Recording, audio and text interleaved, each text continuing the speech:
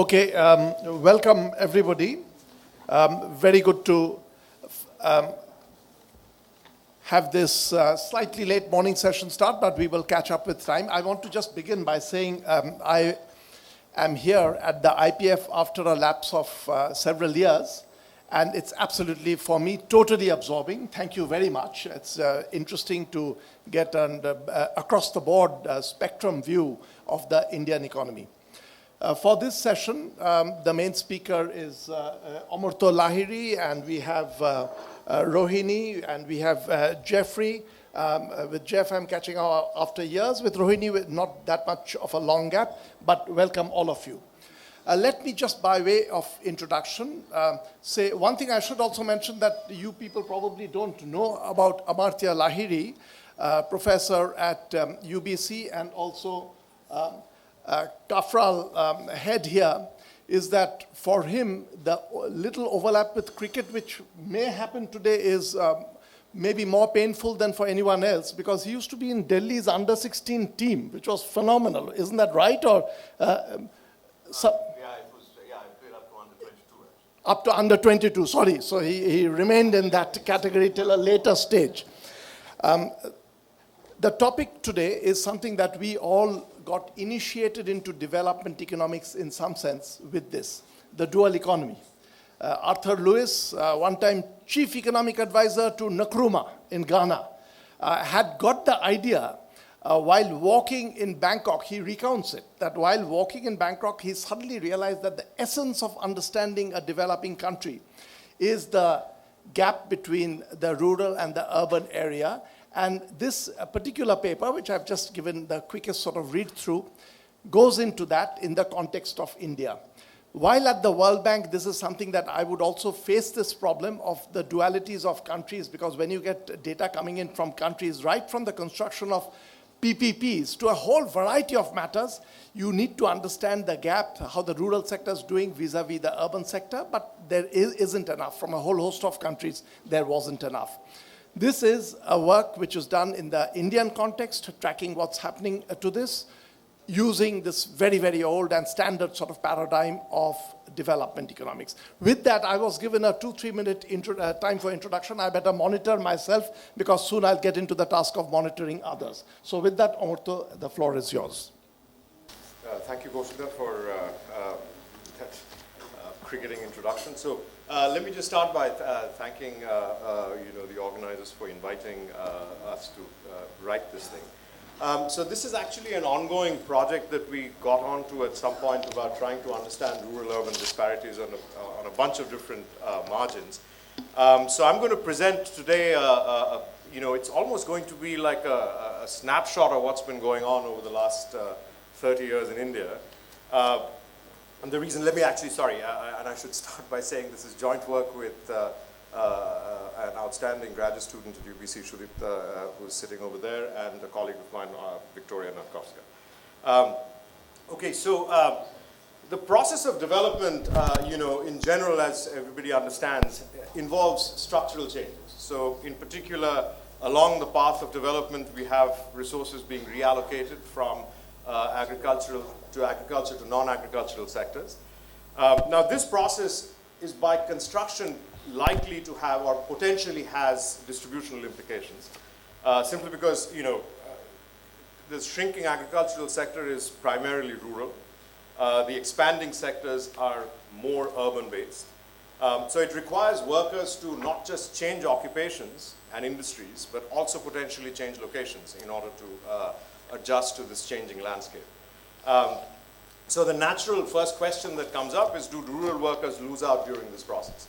And now this is, of course, not an idle kind of question, because it's been asked for the longest time in development economics, but policy making often focuses a lot on coming up with measures to help rural workers and so on. So in India, we see lots of, the Narega was actually a big movement, actually motivated by some of that. So this is a live policy issue as well, about, because policymakers worry about this as well.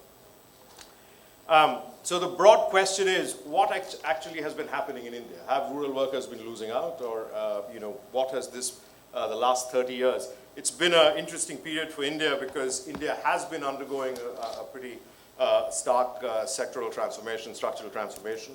The period since the 90s has been a period of rapid economic growth, but this all is happening in the context of still about 800 million people living in rural India.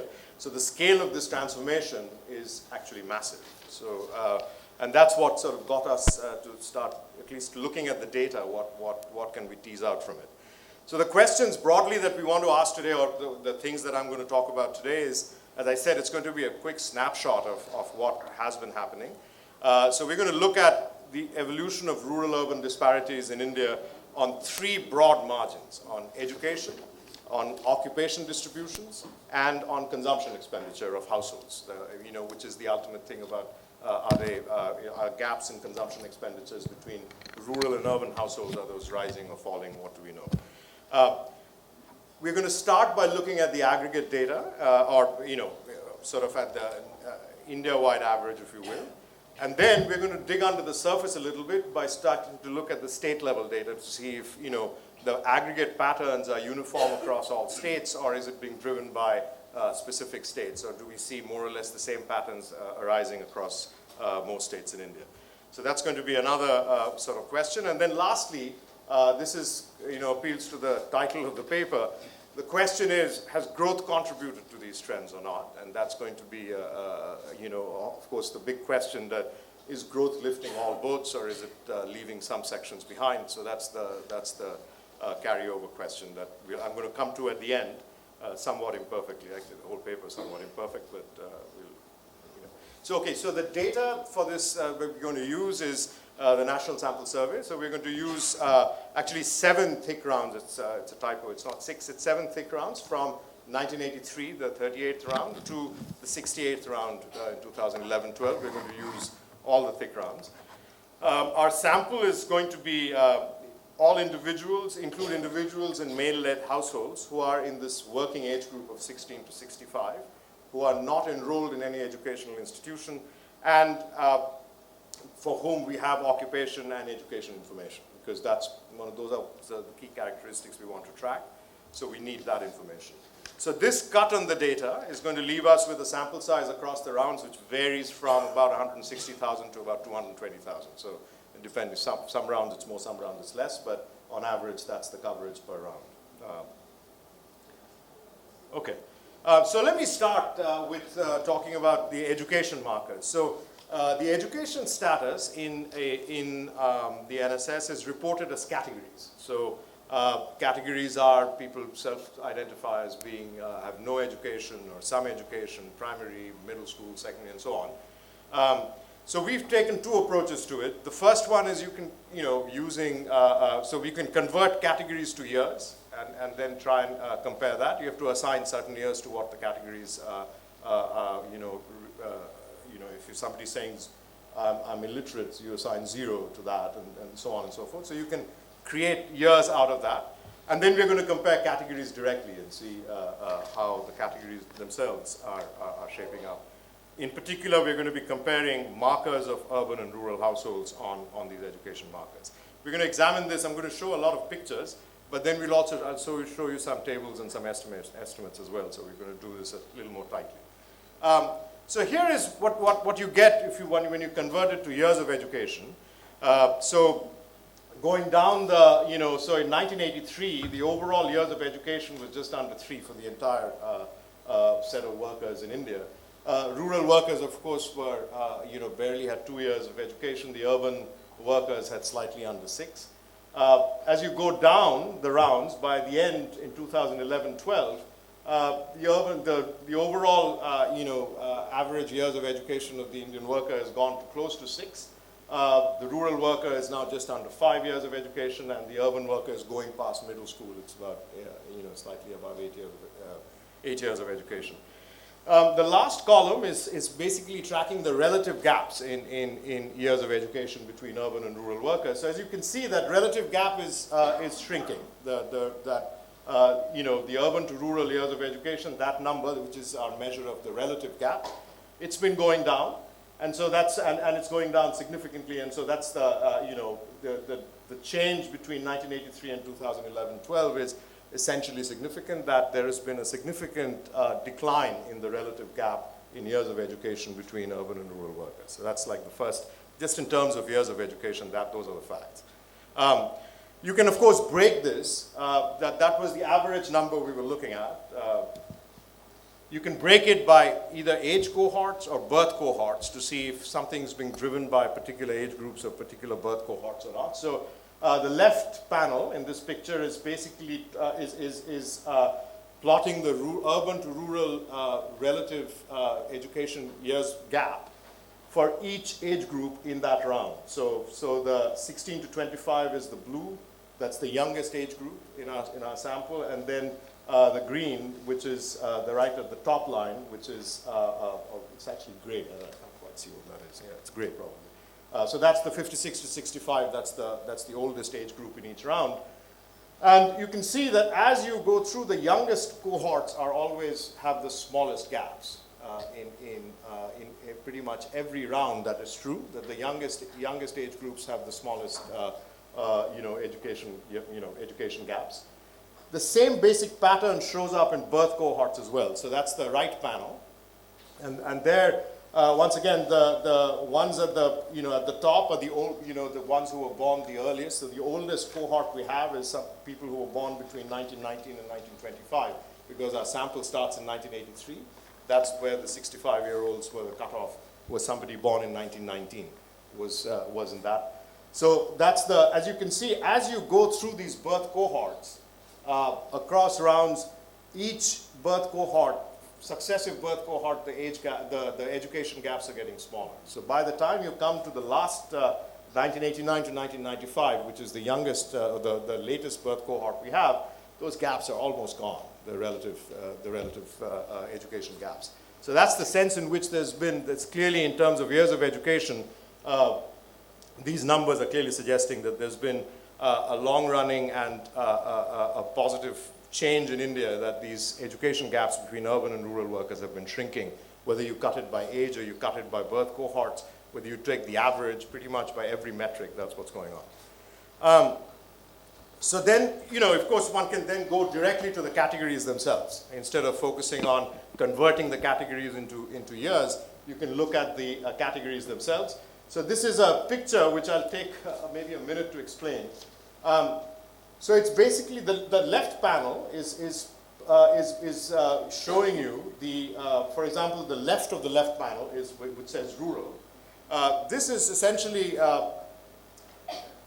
we've broken it up. There are 5 education categories: illiterate, some education but less than primary. That's category 2. Education category 3 is primary education.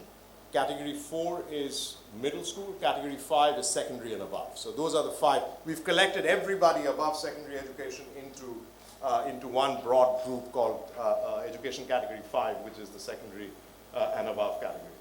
So as you can see, the height of this, the lowest bar over here, it's essentially saying that in 1983, 60% of rural workers were illiterate.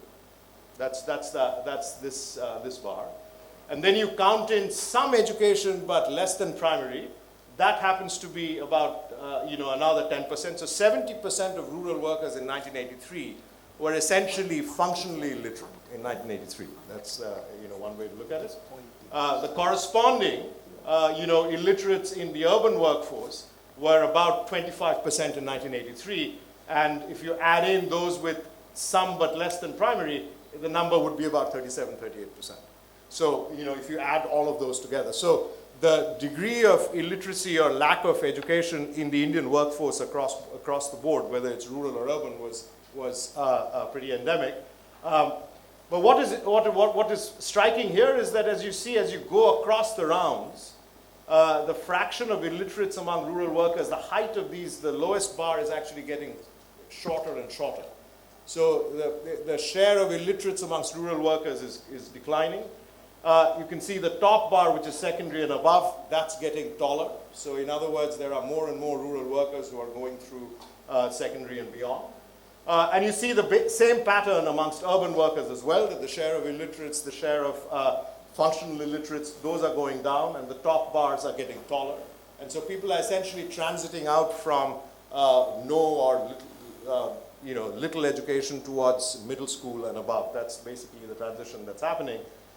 So both groups, rural and urban workers, are increasing their education markers, our attainment rates have increased. The right one, since we're interested in urban-rural gaps, what we are plotting over there is take this, the urban to rural shares, relative shares of urban illiterates to rural illiterates. So in other words, this particular bar is the ratio of this guy to this guy. Okay? So you're taking the share of illiterates amongst urban workers, divide by the share of illiterates amongst rural workers, and you get this bar. So we think this is one way of looking at disparities, because if geography was irrelevant to whether your education markers, then these numbers should have been close to 1, these ratios. So there should have been an equal representation of illiterates amongst all, didn't matter which sector you came from, the same fraction should be illiterate. But clearly when you see these bars significantly less than 1, it says that rural workers are disproportionately represented amongst illiterates. And similarly, when you see this top, the extreme right bar, which is secondary and above, that's saying urban workers are disproportionately in that group, or rural workers are disproportionately underrepresented in the secondary and above. So bottom line, when you're looking for convergence, you're looking for these bars to go towards 1. That's what you're looking for. Over time, as the rounds go by, are these bars kind of converging towards 1 from both above and below? And you see that in particular, the secondary and above, and also the middle school. These bars have all come down. If you start comparing the 1983 round with the last round, what you see is that the underrepresentation of SC/STs in the higher education categories is shrunk, and the overrepresentation in the lowest education categories has declined. And so that's the sense, and that's just the visual image you get, that there has been this pattern of education convergence between urban and rural workers. Of course, one can look at this in a little more, in a more rigorous way. And so one way of doing that is to, education, since it has this thing that you go from one category to the other, you can run ordered Probit regressions on these to see, and run an ordered Probit with a rural dummy to see how effective, what's the marginal effect of the rural dummy on your educational attainment rates. And so in 1983, clearly in education category 1, the rural dummy is positive and significant, so it's the marginal effect is essentially saying that rural workers are significantly overrepresented in that category. If you're a rural worker, you're more likely to be illiterate. Similarly, all the other categories come in with negative signs. In other words, the rural dummy makes it, if you're a rural worker, you're less likely to be in one of these categories. Education categories 2, 3, 4, and 5. You cut ahead to 2011-12, and what you see is that this overrepresentation is still there. This is still a positive number, but it has become smaller. The rural dummy has become smaller in the illiterates. The negative ones have turned positive for the major, for most of them. And then for education categories, category 4, these are the ones that are in yellow that I've highlighted. That's where you actually have evidence of convergence, statistical evidence of convergence, that it's significant convergence that's going on, that the underrepresentation is declining in a significant way, that this dummy is smaller in absolute magnitude than this one. In education category 5, you don't see that. The overrepresentation actually of urban workers amongst secondary and above has actually gotten a bit worse. This is, though, not inconsistent between this image that we had, that there is this big shrinking in the relative gap, and this one, because this is measuring absolute gaps when you run these regressions, whereas the other one was talking about relative gaps. So those are not mutually inconsistent, because you can have relative gaps shrinking, but absolute gaps not shrinking. That's essentially so the bottom line, when you look at the set of facts that I just showed you, the main takeaway is gaps, education gaps have declined. They have been declining across age and birth cohorts, and significant decline in gaps for all categories except the secondary and above. That's where, it's a bit mixed. If you look at the relative gaps have shrunk, but if you look at the absolute gaps, they haven't. So our next measure was on occupations. What's going on with the kinds of occupations that urban workers are choosing and the occupations that rural workers are choosing? Because this, by the way, is like the very genesis or the very heart of this issue of structural transformation, that you have to reinvent what you're doing. We, of course, when you look at it at an aggregate level in the country, you forget about the rural and urban, but the rural areas have to reinvent what they're doing, because you cannot have structural transformation if you continue to essentially be in agricultural occupations. So what we're going to do is, again, we have these three-digit occupation categories identified in the NSS. So we combined them and created three broad categories to facilitate easy analysis. So we've collected occupations into three broad groups: agrarian, blue collar, and white collar. So I'm going to sort of show you, we're going to examine urban and rural occupation distributions across these three broad categories: agrarian occupations, blue collar occupations, and white collar occupations. So here is once again the same kind of picture that I showed you for education, except that now we have three categories: education at 5. Here we just have three categories. The darkest are the white collar occupations. The middle is this blue collar, the light blue, and then the agri is the top one. So as would be expected, in 1983, about 80% of rural workers were in agrarian occupations, and about close to about 14-15% were in blue collar work. As you cut across the rounds, by 2011-12, what is striking is the share of agrarian work has actually gone down to close to 50%. What has compensated for it? It's this, in fact, interestingly, both blue-collar occupations and white-collar occupations in rural India have become more important. They've actually, rural workers are transiting into these other occupations. You see the same pattern in urban India, where, urban India was clearly, there is some agrarian work that goes on in urban India as well, but that's very small. Majority of urban workers were in blue-collar occupations and continue to be in blue-collar occupations.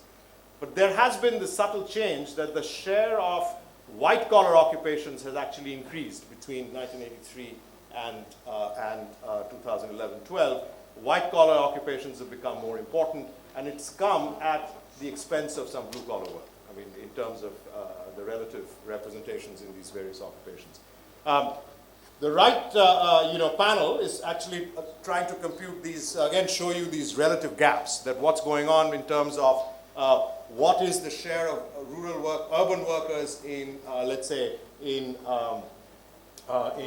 white-collar occupations relative to urban workers in white-collar occupations. So take this bar, divide by this bar, and you're going to get this really tall guy. So that's the overrepresentation of urban workers in white-collar occupations, so in 1983.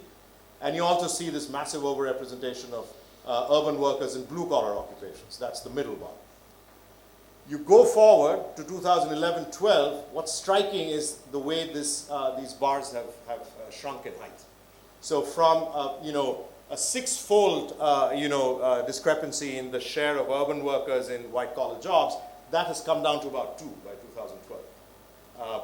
And it's come because rural workers are switching to both white-collar occupations, and you see the same thing with blue-collar occupations. These bars, the relative overrepresentation of urban workers in blue-collar occupations has also gone down. It's because rural workers have actually started switching into blue-collar work faster than urban workers have. So once again, that visual impression is suggesting a gradual move towards similarity in the occupation choices being made in rural India and in urban India. It's not the same. It's not going to be the same because rural India is still, very agriculture-based. But there's certainly been a change or a gradual switch towards a greater homogenization of occupation choices. So that's the process of structural transformation, where you have to leave agriculture and move into other things. So again, this is doing this in a slightly more rigorous way. Instead of a visual image, this is running a multinomial probit on a rural dummy. And once again, the rural dummy is, in 1983 was significantly negative for both blue-collar and for white-collar occupations. The reason I've highlighted these is that this is where you actually see this very solid convergence, that this negative dummy has become much smaller. It is still negative. In other words, if you are in rural areas, you're less likely to be in blue-collar occupations, but it's become less so. This dummy has become smaller. You see the same thing in agricultural occupations, that the importance of that has also declined over time. You do see the white collar, the underrepresentation of rural workers in white collar occupations continuing and actually worsening. But once again, this is an absolute gap, whereas the other one was plotting a relative gap. So these again are not inconsistent with each other. But bottom line, these changes are significant. There's been a significant convergence in blue collar and agrarian occupation choices being made by urban and rural workers. So again, the takeaway then is on education. We see a process of convergence setting in education attainment rates. In occupation distribution choices as well, we see a pattern of occupational distributions getting somewhat similar between urban and rural workers. So our last indicator is on household consumption. So the question that we want to ask, and this goes to the heart of this inequality debate, that is it the case that urban households are doing better than rural households, or have rural households lost out in the process of these last 30 years of faster structural transformation and growth. So that's what we want to look at. So we examined the mean per capita consumption expenditure of households and compared what was happening with urban household expenditure versus rural household expenditure. We converted these nominal values into real using state-level poverty lines, and with different poverty lines for rural and urban areas.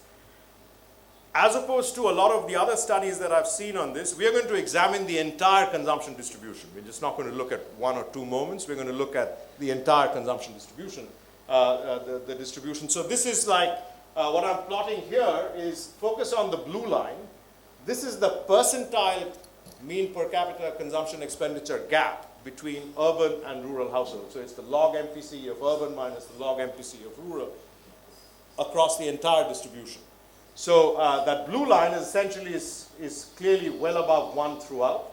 So urban consumption expenditures are greater than rural consumption expenditures throughout. And it's steeper, it's positively sloped for at least if you ignored the first 10 percentiles. So beyond that, it's upward sloping, which is saying that these gaps between urban and rural households consumption levels are getting bigger as you get towards the higher consumption percentiles. So that's the first thing. The red line, the dotted line, is the same percentile gap, but for 2004-5. And the reason I'm breaking it up into two periods, I'm going to show you the numbers for the pre-Narega period and the post-Narega once you add that in. So, and it turns out it's a bit different. So, but let's focus on the left panel.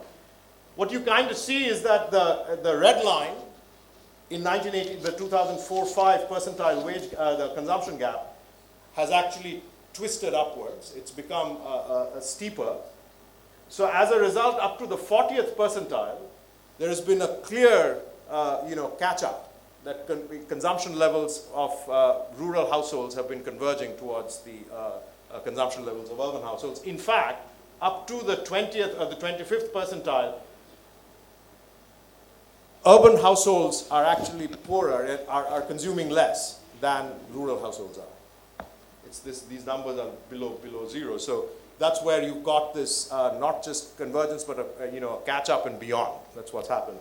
After that, clearly urban households are still have higher consumption levels. Beyond the 40th percentile, however, the key thing is that there's been a worsening of the consumption gaps. That the urban households' consumption levels have risen faster than the rural households beyond that 40th percentile. But up to the 40th percentile, there has been this convergence, and in fact, the convergence has been so rapid that if you're one of these poorer households, you're better off being in rural India than in being in urban India. The urban poor have really had a bad time, based on at least in the last 30 years. Now you cut ahead to the post-Narega period. What is interesting is that now the blue line is basically this red dotted line over here. That's the blue line. That's the percentile consumption gap for 2004-5. What you see is that 2011-12, that percentile wage gap, consumption gap has actually shifted upwards. So during this period from 2004-5 onwards, the consumption gaps between urban and rural households have increased across the entire distribution. So it's not just a feature of certain richer or poorer households. It's across the entire distribution. Urban households have actually increased the gap relative to rural households. Rural households have fallen behind. And so that is somewhat puzzling because the big one of the biggest programs that was introduced during this period was NREGA, which was in 2006-7 during that period. So that's what makes it somewhat more puzzling as to why this has happened. Why have these gaps increasing? Why have these gaps increased? Consumption gaps have increased post 2004-5. So this is something that we're going to come back. I'll come back to this when I show you the state level data because it shows up across the board. It doesn't show up just in the aggregate data. As you'll see, it will show up later as well.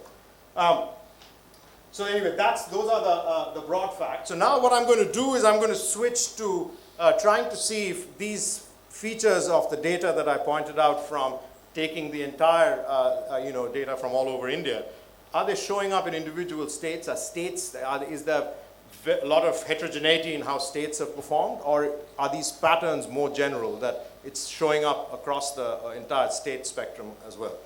And so that's question one. The second question is, because once you are talking about states, you can now have a panel, so you can potentially start looking at different drivers for the trends that we are seeing, so we can use a little more, get a little more power in identifying what might be causing some of these changes. And along the way, we're going to ask questions about growth. How has growth might have affected these patterns? We're basically going to exploit the panel feature of the state level data to identify it. All right, so here again, I'm going to go through education, occupation, and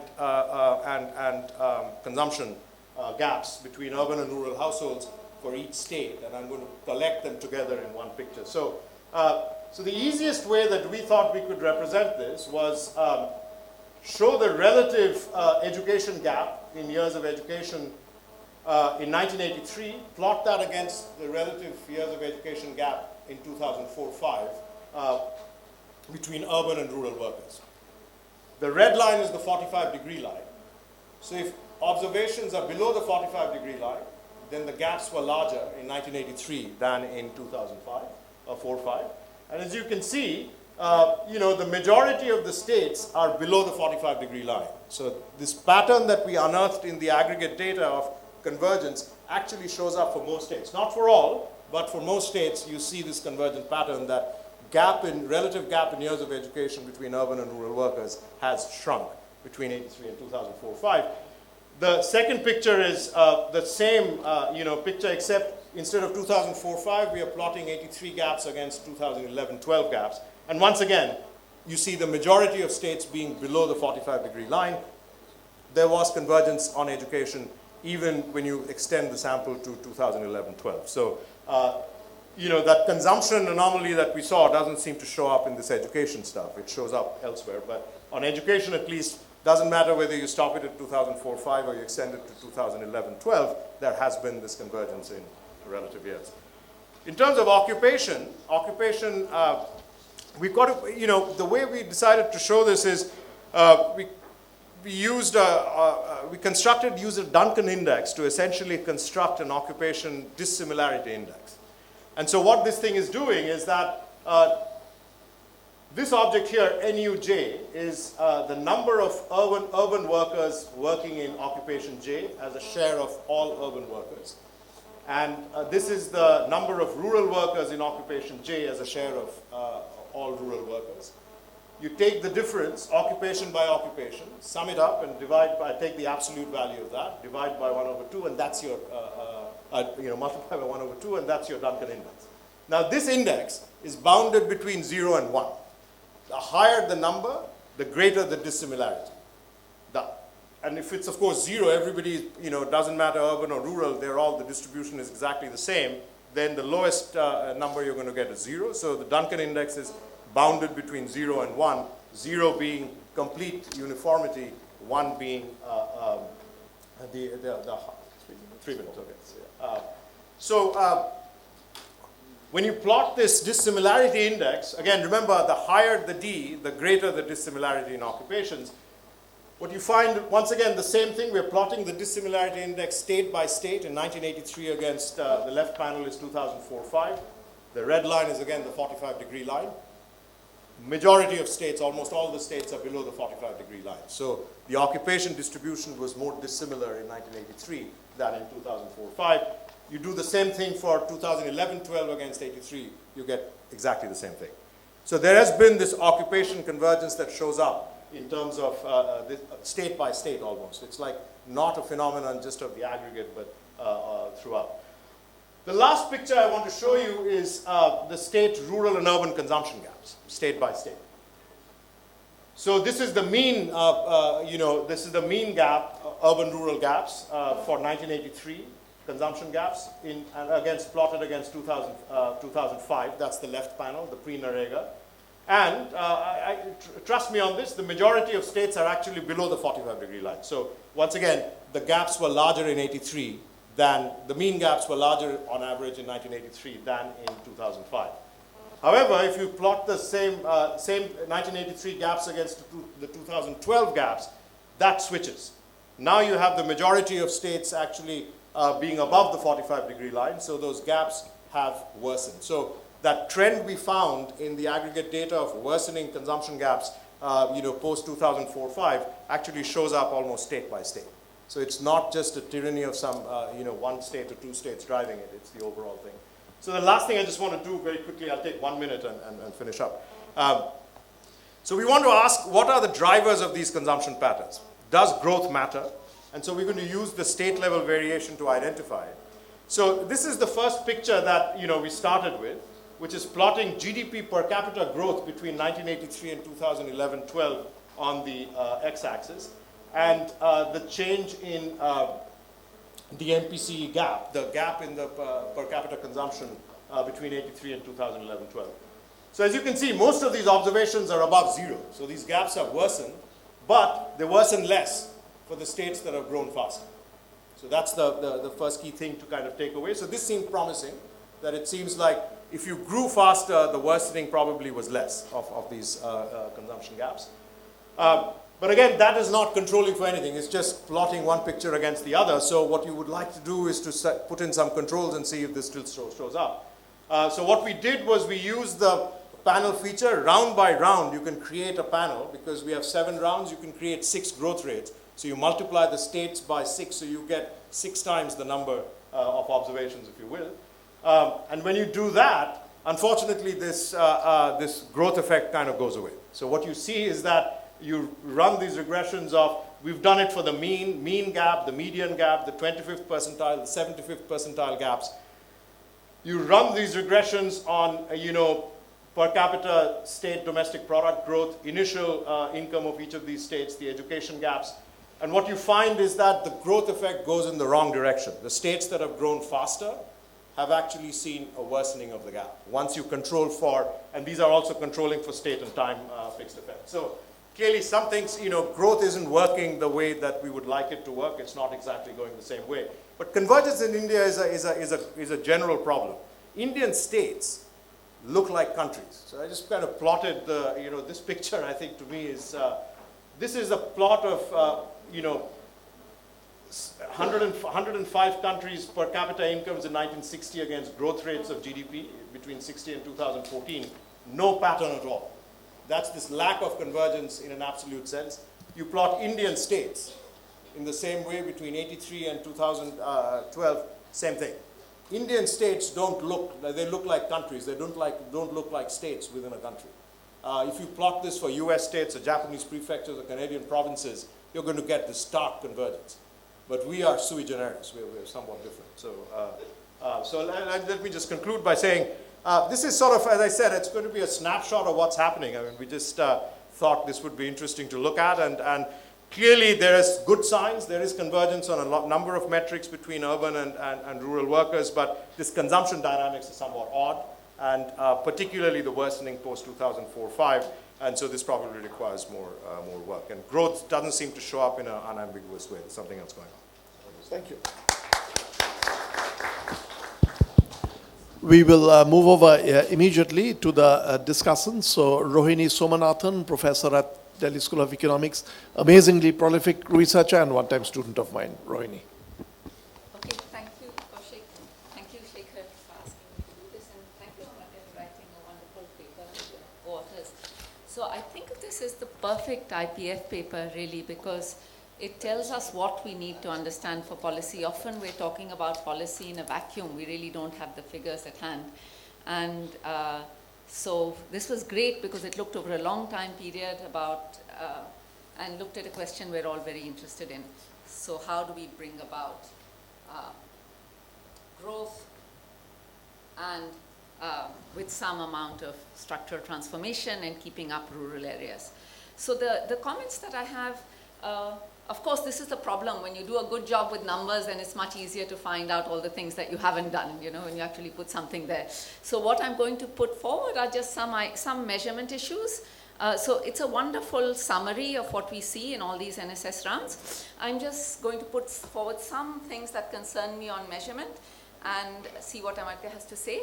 And then I think the next step is certainly to think about what's driving these numbers.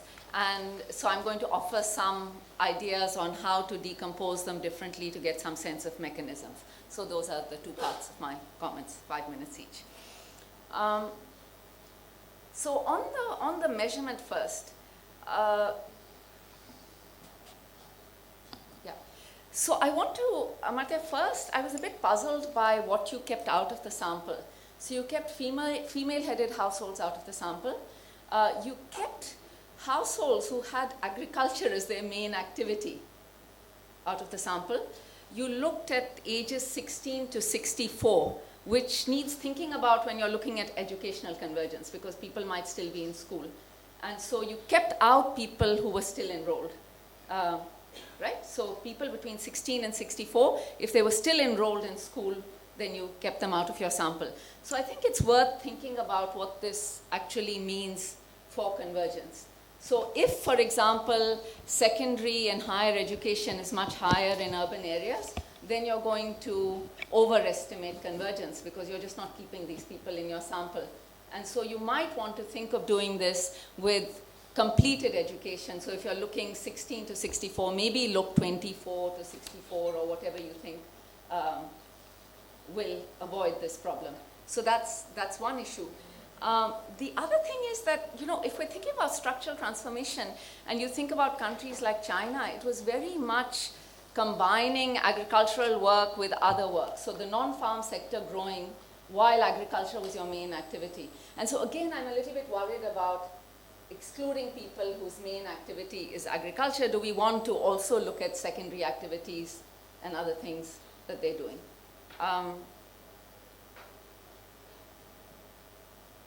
Yeah, one of the things, a bigger question on urban-rural gaps is if you look at the map of India. So if you look at urbanization in 2001 and 2011 in the census, then a majority of urbanization is actually taking place in the west and the south.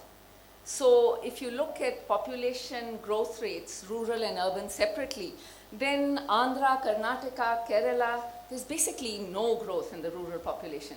All the growth is taking place in what some people call the Bimaru state, what the current government calls EPA or something, But it's really taking place in the northern heartland.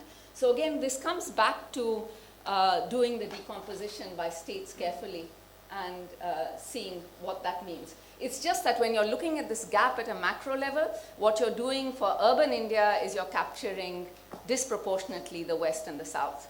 And for rural India, it's the north. So what does that actually mean? Okay, now coming to educational gaps. So you point out in the paper that for rural India, what it means is really going from below primary to primary. And for urban India, it's going, from primary to middle school. Now, if you look at, this is just school location. So when we're trying to think about what is going on, you can think about decomposing this sort of gap in terms of, what are households doing differently given the facilities they have, and what's really happening to the facilities themselves. And the big thing that's changed is that, at least when we look from 1980, less so from 1990, is you really have this expansion in primary schooling. So you have a primary school basically within access of every village, and mostly within each village for 4/5 of all villages. So if we're thinking, look, are these gaps going to continue into the future? Are we actually hitting on some convergence, which is a mechanism that's going to go into the future? Then we really need to look at these data very carefully. Because if it is primary schooling, then you might expect that you hit the primary level, you have a big change there, but then everything just flattens out if you don't actually expand high school. And so we still have only 15% of Indian villages in 2001 have a high school, 80% have a primary school, 44% have a middle school. So we might want to think in terms of facility location, because even though we think about these processes as continuous, there's a lot of threshold effects happening simply because of the location of schooling in healthcare. Again, if we look at, so one of the things, this is census data. Another thing that you might want to exploit is actually the NSS the Participation and Expenditure Survey in 2007-8, which looked at education a lot more carefully. And there you can have private versus public education. And again, you find that the bottom quintile, and you can map it up with consumption expenditure, the bottom quintile basically went to public schools for primary schooling. The top quintile, you had 30%, and this is now widely known, attending private schools. However, when you go from primary schooling to high schools, things seem to change a little bit. So in the bottom quintile, you have 50% public schooling, 50% of the relative age group is enrolled in a public school if they're 12 to 18 years old. Okay? 5% are enrolled in a private school, but actually it's only a little bit higher. That's for the top quintile, you still have only 58%, right? And they're enrolled in a public school and 20% in a private school. So the idea here is really that when you're looking at primary education, you really have it across the board. When you're looking at higher education, there are biases in location which lead you to locate these in areas that are more prosperous. And this is some of what Avijit and I found when we did our old public goods paper in the 90s. Okay, if you're looking at healthcare utilization, you really don't find a pattern here at all. So this is coming back to what we would expect in terms of consumption convergence. And you're used to this. Every time someone discusses your paper, they'll see it through the lens of their own work. And so because mine has been mainly on public goods, when I look at consumption convergence, I think, well, what is not accounted for in consumption, and basically public good access is not accounted for in convergence. So if you go to a public hospital, it is not going to show up in your convergence, in your consumption expenditure. Whereas if you go to a private hospital, it will. So if you don't have healthcare in a lot of rural India, these households are going to look richer than they really are, because they're forced to go to people who they have to pay money to. Okay? So again, how are all the things that don't enter consumption affecting your consumption convergence? Okay, so that's on consumption and education. Just a little bit on occupation. So again, in occupation, I see. Yeah. On occupation, you have agrarian, white collar, blue collar. So I think it would be nice to just say, what are we thinking about when we say white collar? Is someone who opens a little kiosk for a cell phone repair or something, are they white collar or not? And so you see these dotted all over India, if they're selling a little bit in a little shop, are they white collar? But then is it what we think of as white collar? I did something wrong, but I think that Kaushik has engineered that somehow, because I'm out of time. So I have a bunch of other comments, which I'll give you, Amartya, but thank you again. There's a lot to think about. And I think as we look at this paper, it's exactly what we want. It's exactly what we want, because we want to think, okay, what is going on in India? Well, what are the numbers that are going to get us started? And I think this paper has that. I would say in the growth thing, when you're looking state by state, just use the sectoral changes in different states. So what part of the macroeconomy can actually inform us about convergence processes that settle in? So that's it. Thank you.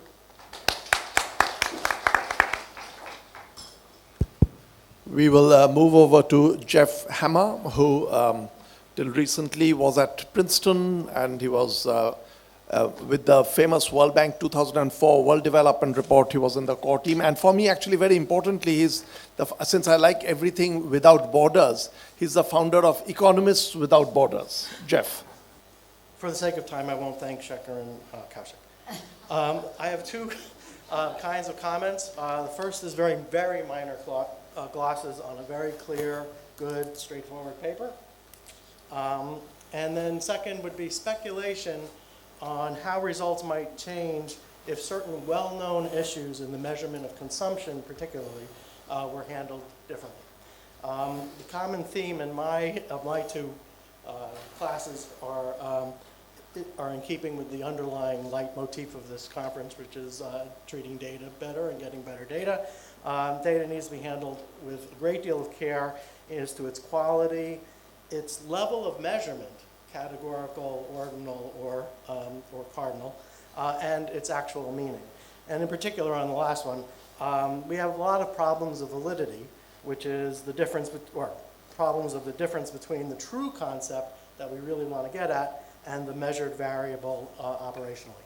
And I think this comes in not so much directly related to the paper, but a little bit. Okay, first, result number one in the paper is convergence between urban and rural sectors in education. The true concept that we would really like to get at is cognitive ability that you get from school, not years of education. So the panel yesterday came up with a bunch of reasons why years of education, if you're in 5th grade and you're only reading at 2nd grade level, what's the point of measuring years of education anyway? That's one kind of issue. The other one is there's lots of variation even within any one level and any such category. For example, who's here? Oh, so Mihir and I both have PhDs in economics from institutions in Cambridge, Massachusetts, which are sometimes compared. Yet, because he's so much smarter than I am, he actually got something out of his graduate work that I did not. As a result, of course, he's fabulously wealthy, and I have to beg on the streets on Thursdays in Washington, D.C. But in any case, the measured concept is years of education. The real thing is what you get out of it. And that's way, way harder, and as we saw yesterday, even in low levels of education, it's a really difficult concept to get. So I think it's not too surprising that you'll get convergence in the data in India, is because you're at 5th grade, everybody's sort of, you know that everybody's kind of getting better. You're being pushed up against this boundary, and of course it's going to converge because you can't get really much farther than 5th unless you make the big jump to 8 or something like that. So you're going to get squished just as a matter of the way that the data is collected. So there might be a little bit of an artifact just by the way that the variables measure. Okay, that was result number one. Second, closely related, is there's a loose connection between education and consumption. Again, it was the real measure on consumption. I'll leave for a little bit later, but the comparison with Mihir and myself is clear about what consumption might mean. Education is discrete and therefore bounded, tightly bounded, whereas consumption is continuous and basically unbounded. So there's going to be a limitation of how much consumption you're ever going to be able to explain of a continuous unbounded variable with dummies, actually.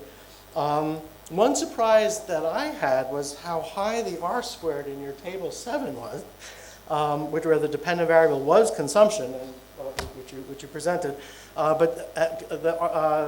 I'm used to seeing R-squareds in the 0.05 to 0.1 range, and these were much higher. But then I noticed that it was a panel structure with fixed effects for states and dummies for rounds, and that probably explains a great deal more of it. Okay, but in any case, I was really happy to see the quantile regressions, because on the low end you do get some effect, but the high end would be the comparison between Mihir and I. There's way too many individual characteristics that would come in that would make the connection much, much looser at a higher level of education and income than low. The third result was there's been a big increase in off-farm employment since the mid-'80s. Can I summarize the main results that way? This is true. I have no comment. It's nice to see that it's carefully documented, and I think we should take it seriously. It might, for people, I don't know this literature, it might be a good research project for, did the liberalization of 91 have anything at all to do with the kickoff of off-farm employment in rural areas from the mid-'90s, as you I have no idea. It's just something that occurred to me. The result number 4 is comparisons of urban and rural consumption have to be nuanced. I'm going to say right, let's get into that. There are some real deep problems of comparison between urban and rural areas that make this really hard conceptually as to what this convergence might mean. As far as, again, measurement, are you better or worse off, I think reveal preference, you see a lot more rural to urban migration than vice versa, so I bet they're better off. But putting a quantitative amount on it, I think is really, really hard. So let me get to that. Oh, there's a mind presentation, I'll leave that. So the problems in measuring convergence and consumption. The true concept that we're trying to get at is overall standard of living, quality of or the utility from material life, general well-being in a material sense, obviously not the spiritual, et cetera, et cetera, et cetera. But the measured variable that we have is the NSS consumption module. So a very specific list of questions. What's the difference between overall well-being and the NSS consumption module? Well, there's a bunch. Actually, this might sound too depressing as far as NSS. Almost everything that I bring up as a problem has undoubtedly been thought through carefully, and my suggestions would have been rejected because they're just too hard to do. So I'm actually not attacking the NSS. But there are sort of difficulties in it. What's left out of the NSS module? Housing. Nothing at all related to housing is mentioned, unless you pay rent in urban areas. Okay. Second, consumer durables older than 1 year. So I was looking at my house, and I was looking around, and I'm relatively well off, and nothing was bought in the last year. So all of it would have been not measured by the consumption module. A third one, this one could be fixed, is corrections for adult equivalencies on size of households. This is all per capita income, so you're dividing by different kinds of denominators depending on who's in. You might be dividing by different kinds of denominators depending on the composition of your household. A small child doesn't eat as much as a full-grown adult, so it's kind of unfair to give them equal weight in the consumption. This actually might have some problems. And then the other one is not so much the public goods, which I didn't even think about, but that's right, but the valuation of public subsidies for private goods, which does include health and education. But there are some states that give very heavy subsidies with actually high-quality food in the PDS, and some don't. Anyway, I'll come back to that.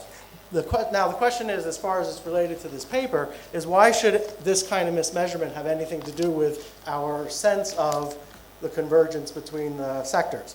If the bias stays the same over time, it's no problem. I mean, both numbers are wrong, but they're equally wrong. Who cares? Even if the bias varies over time, but it varies in the same way between urban and rural areas, again, there's no problem. The absolute numbers are wrong, but the trend that we're trying to gather is perfectly fine. The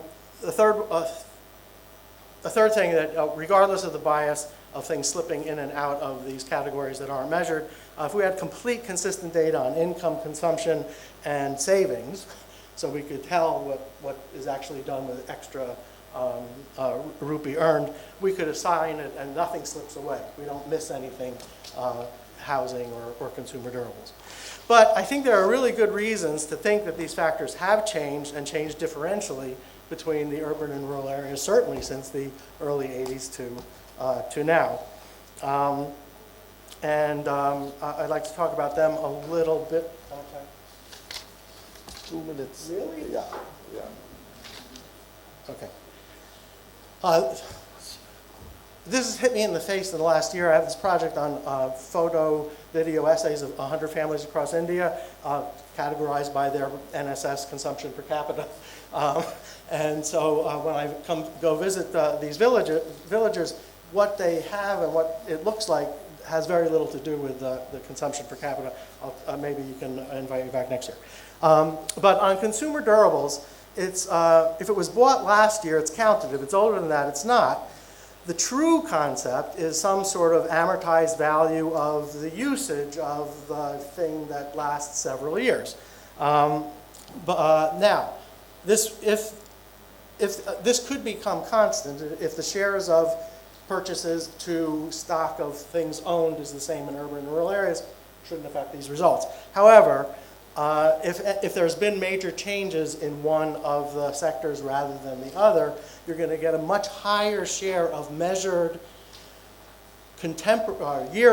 within the year purchases as a fraction of the stock of total televisions you might have if there's been rapid growth. Well, in the period from 1983 to now, rural electrification, everybody's been electrified, but rural electrification went from what, under 20% to over 80 or something, some tremendous increase. So lots of things that you owned, like televisions or radios or cell phones or blah, blah, blah, blah, you would capture it in the rural sector, but you might miss it in the urban. And so it's not that, I don't think that it's equal in the two.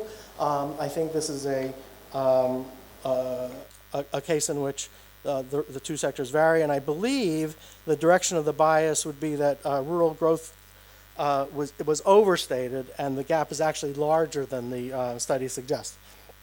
But I won't go to the mat on that one.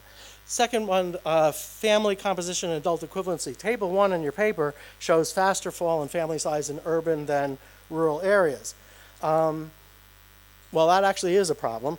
If the smaller family is due to fewer children, then the lack of adjustment overstates the effect of the change in the urban areas, and the direction of bias is the opposite of the one that I just said. It actually would be exaggerated. If the extra family member is a child. If the extra family member is a good-for-nothing brother-in-law, then there would be no bias introduced by ignoring the equivalency because you just lost an adult. Which is it? I don't really know. Ignoring the value of public subsidies, I think, is very important, particularly when you're aggregating across the country, across states that are very different in the degree of generosity that they have through their PDS and various other systems. In Tamil Nadu, you get free food, you get free pots and pans. If there is a particular rural bias, even within one state, you would not get the right answer over time. And then over time, as you aggregate, there will be different balances between the more generous states and the less generous states, and you'll be missing a substantial amount of consumption. All of these things really should be valued at their market rate, so that if you get free food, it's not that you're not consuming that food that's worth the market rate, but it's left out completely from the NSS module because they only asked about expenditure, not on the value of the food that you happen to consume. The last one, which I think I'll skip, only because I was told to, and no, not only because I was told, but also it's really hard, and that's housing. If everybody paid rent, this would not be a problem, but formal rent payments are not that common, particularly in rural areas. So we capture some people's housing services and not others. Also, I've noticed that one way of saving or smoothing consumption over time is to add on to your house. In which case, the adding onto your house looks a lot like a consumer durable. If you did it this past year, fine, we got you. But if you put in a pucca floor a year and a half ago, we miss you entirely. This, I think, really is a big problem because comparing the National Family Health Survey between 92 and 2006, one of those, we got pucca floors going from 15% to 85% in that period. Nothing like that in an urban area. There's lots of stuff to be talking about. The right concept for housing. Is it the opportunity cost? Is it the cost of production? Is it willingness to pay? Is it all kinds of things? Of course, if you can't rent your house because of property rights and so on and so forth, it's really, really hard to figure out what does housing cost and mean in rural and urban areas. And I think that really is something that's going to screw up the results. Fine.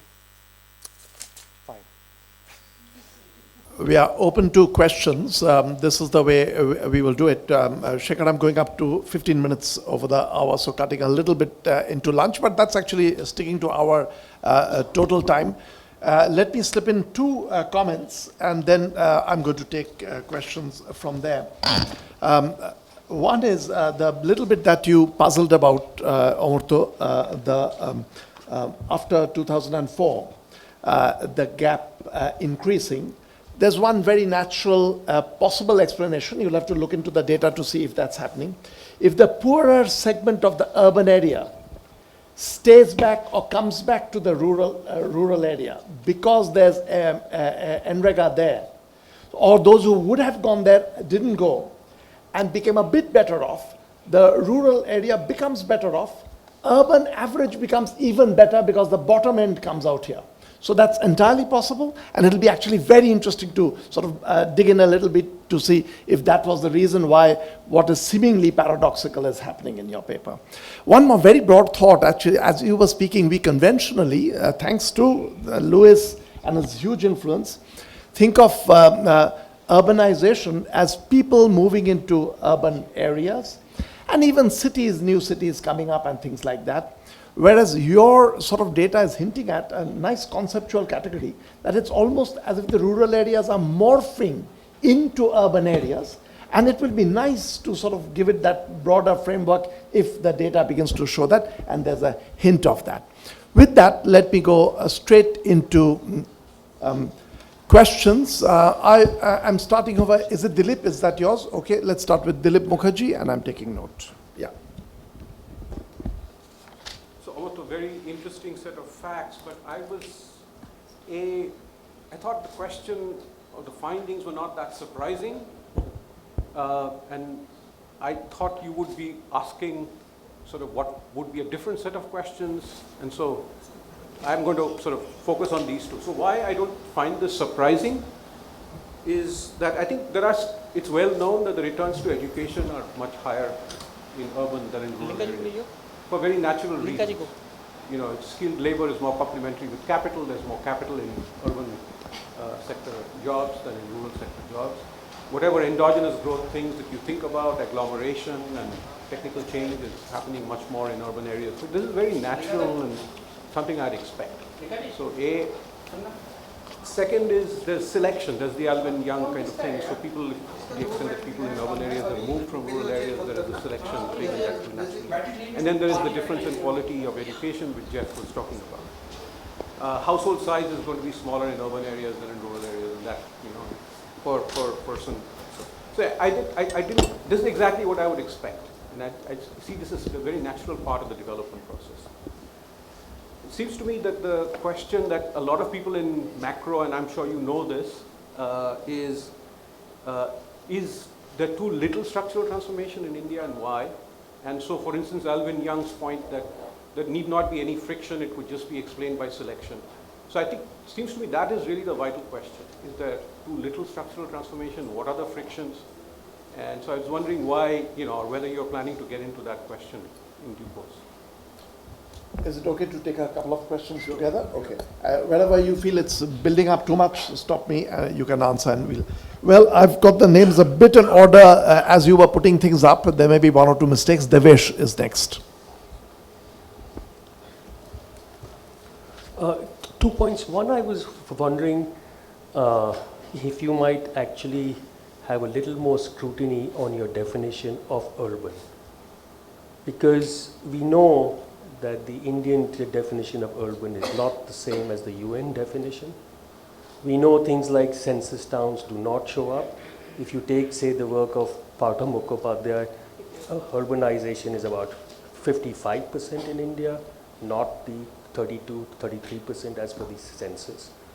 So there's a very significant fraction of your so-called rural population which has very urban-like characteristics, were it not measured by the very peculiar Indian definition of what is urban, and were you to adopt the international definition of what is urban. So it might be worthwhile looking at the sensitivity of your results to simply how urbanization is actually defined, because that is a legal definition, like a statutory town. It's a spatial definition, it's an occupational definition, it's a density definition.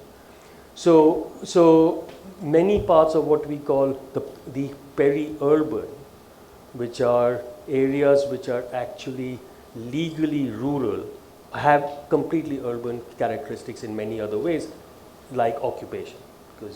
So that I would urge you to think about, because so much of your results might be shaped by that very difference. The second is, it's particularly struck me when you attributed the differences from 2004-5 to 2011-12 to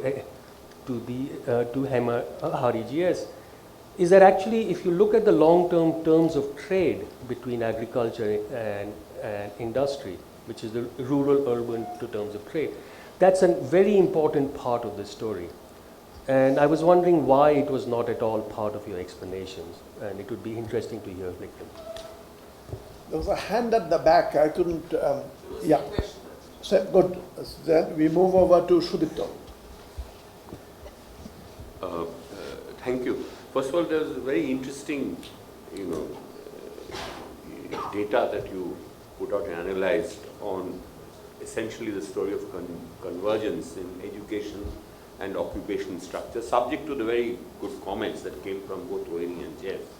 But taking convergence on those two for granted, it's a matter of how you interpret this. And I would suggest something to you which might actually resolve the conundrum that you don't find this when it comes to consumption. Convergence can be a very positive story or a not so positive depending on the growth context. If you are in a context where there is dynamic employment growth and so on going on, then you get a very positive story, which is the classic Lewis type of model.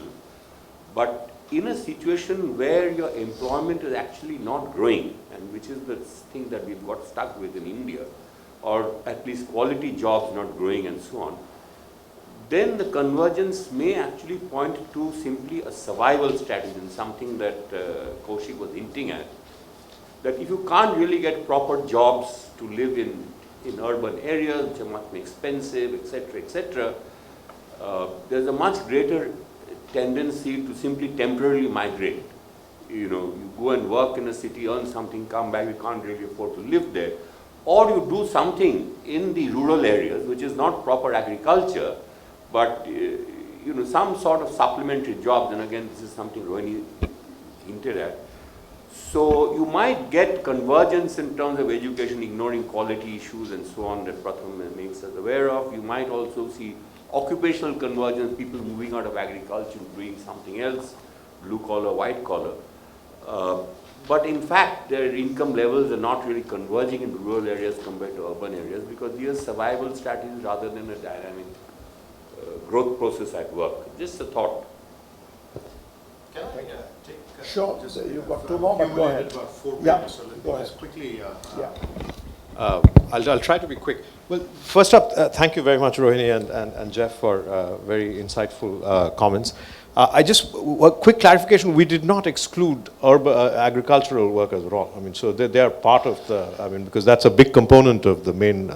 What we were showing was agrarian work, so it was not. They were not excluded. But that said, I think the public goods piece is clearly extremely important, because what you need to consume is a function of what you're not getting anywhere else. So there's clearly going to be, I think we need to try and do a better job. I'm not aware of how we can do this but the scope of this project was a bit about trying to take a big sweep across the country in terms of what we can get as comparable data, which is available, that we can compare across all states. So that's what we used. I think this requires a deep dig and trying to look, and you've done a lot of work in public goods, so maybe we can talk a bit more about trying to figure out ways of using that data to inform this discussion a little better. I think in general, and there was a common theme to also what Jeff said about what is the role of education. Clearly, years of education or categories of education are, indicators, rather weak indicators at best about what the true competence of your labor force is. But that's the available numbers we had. Unless you go to Pratham and so on, you can take some of those Asar studies and complement what we have. And that is something maybe is worth doing. I'll only say one thing about this, and this goes back to, I think, both Dilip Das' question and what Devesh asked as well. We've been thinking about structural transformation for a while on a bunch of, so including comparing India with China on various, so we've, I didn't show any of this stuff in over here because we were comparing consumption. We've done a lot of work on, at the end of the day, the ultimate, measure of productivity of a worker is really the wage. I mean, so are they getting something or not? So we've actually done a lot of work on trying to compare wage gaps between rural and urban workers. And there, it is incredibly striking. Rural-urban wage disparities have shrunk by a factor that you cannot explain by anything that you might want to use. So if these guys are getting crappy education, that makes the puzzle even stronger as to why has the convergence been so strong. But what is interesting is if you start comparing, wage gaps between SC/ST workers and non-SC/ST workers. Actually, education, however imperfect these numbers of years of education categories are, you can actually get a heck of a lot. And indeed, SC/ST, non-SC/ST wage gaps today are lower than black-white wage gaps in the US. So that's how much things have changed in the last 30 years. And most of that you can account through this imperfect measure of education. So that's where we were coming from because we've done some work on this. On rural-urban, it's actually a massive puzzle. And indeed, for example, China and India are a great contrast because the structural transformation process has been somewhat qualitatively similar, except with this very big difference in terms of what's been happening between rural and urban gaps, rural and urban workers. In particular, wage gaps in China between urban and rural workers have widened, whereas in India, they've been shrinking, these wage gaps. Even though on all these other measures, they've actually been. So we found that the degree of urbanization in India is, I mean, one way of thinking about this is, of course, through a structural model. We tried to back it out from a structural model, and it turns out that, the degree of urbanization can actually explain why the difference is. I mean, it's almost like even though labor supply to urban areas, relative labor supply hasn't moved out quite as much as we might want to, as Munshi and Rosenzweig have been telling us. But nevertheless, that can explain. In China, the relative productivity gaps in urban areas is so much higher that they should have seen way more urbanization than they have. And so consequently, there's a relative scarcity of urban workers, so that relative wage has gone up. But in India, we've had, given the productivity gap, there has been more migration than the productivity gaps would demand. And consequently, there is this process of convergence that you see. So that can actually explain a big part of that. Indeed, the terms of trade what is striking, the standard structural transformation stories that we typically, grew up with are ones where there's this productivity breakthrough in agriculture, which starts depressing the agricultural terms of trade, and that releases labor to go off into urban non-agri occupations. India and China, that does not hold. Terms of trade for agriculture actually improved post-83. It's only the last 3-4 years that there has been this turning down.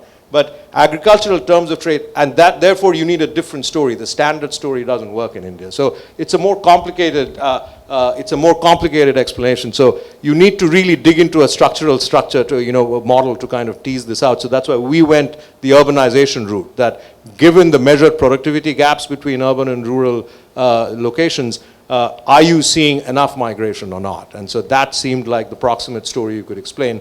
It could not come out of these terms of trade stories. So I'll just start.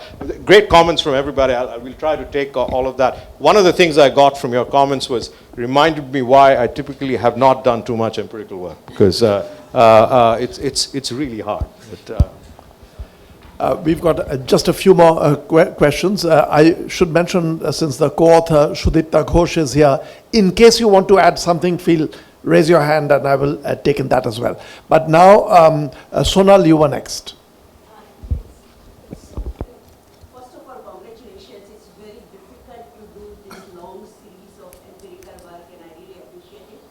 But at the same time, it causes a lot of problems because series that we consider to be consistent don't remain consistent. Specifically, there are two issues that become problematic for this analysis. One is that the national occupation codes changed between the 2004-05 and 9-10. And frankly, I have worked really hard with it, and I can't tell you how this coding between blue collar and white collar occupations can be made consistent, done well. The big jump in white collar workers might have something to do with the way this codes changed.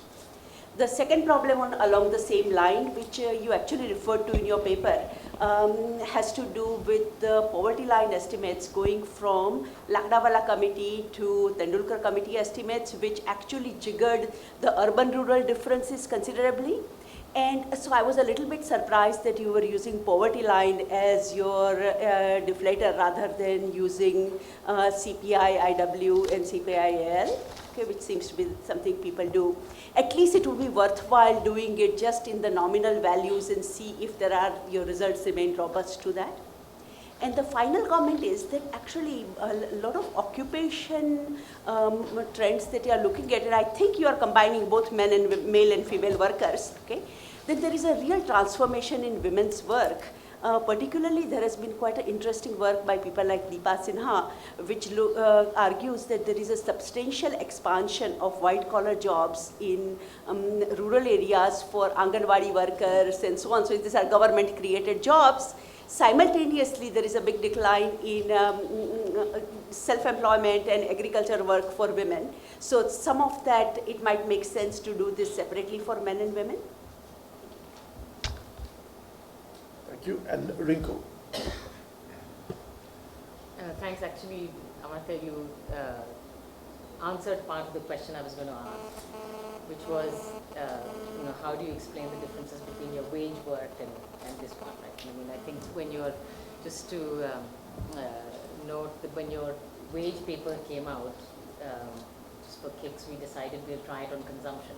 So we first replicated your wage work, found the same results, and then did it on the consumption rounds and also found, so you have convergence, urban-rural wage convergence, which speaks a little bit to Dilip's point on returns, which seem to be converging, which you explained by education converging, occupational distributions converging. It didn't explain all of it, and therefore you went the structural model route. But following that, I said, okay, let me just quickly run consumption. The useful result, it'll be helpful in the World Bank's poverty assessment. It was very unhelpful because consumption was diverging.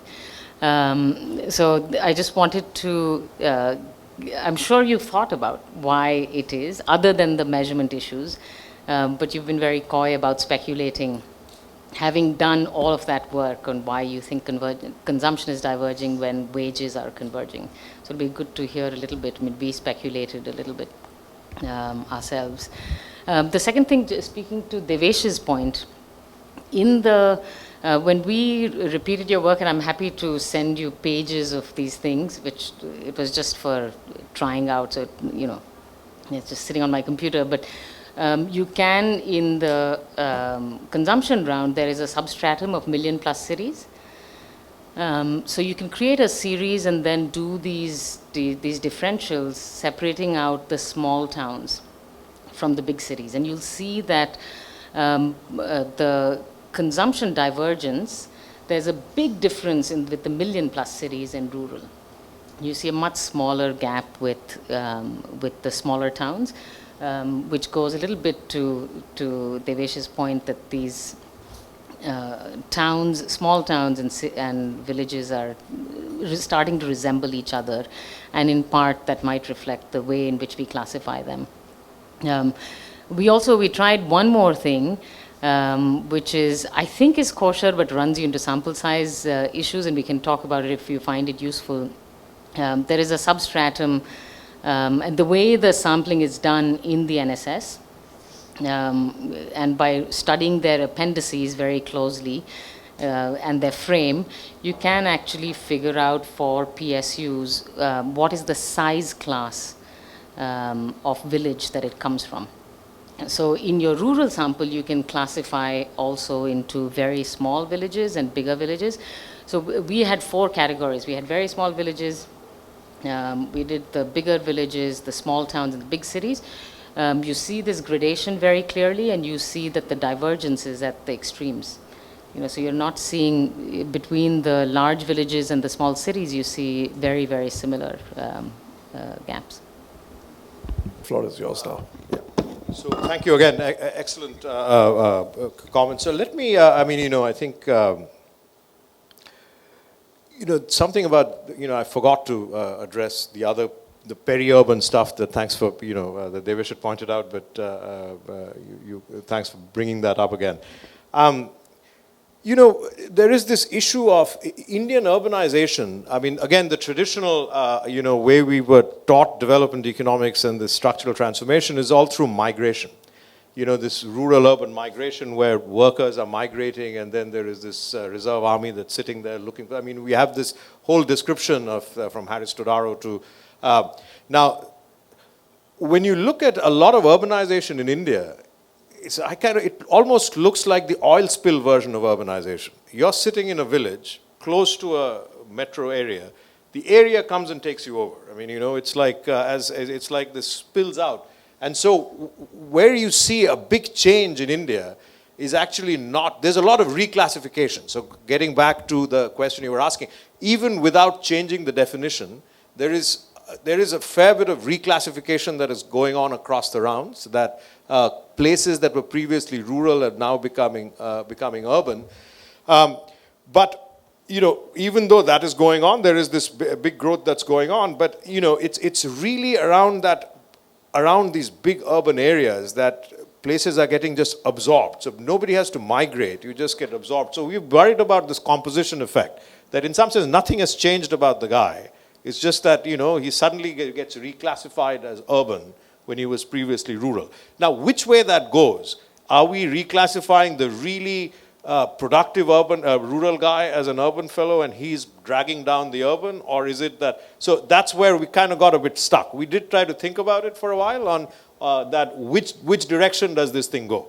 You're changing. Of course, that, if you talk to a Norwegian, he'll tell you that, migration between Sweden and Norway ends up raising IQ levels in both places. So, so now I won't say which direction, I guess this is a Finn Kidlin quote, but so which direction he thinks it goes. But anyway, so, there is a composition story for sure, but I'm not sure which direction it goes. It could go either way. You can make an argument either way.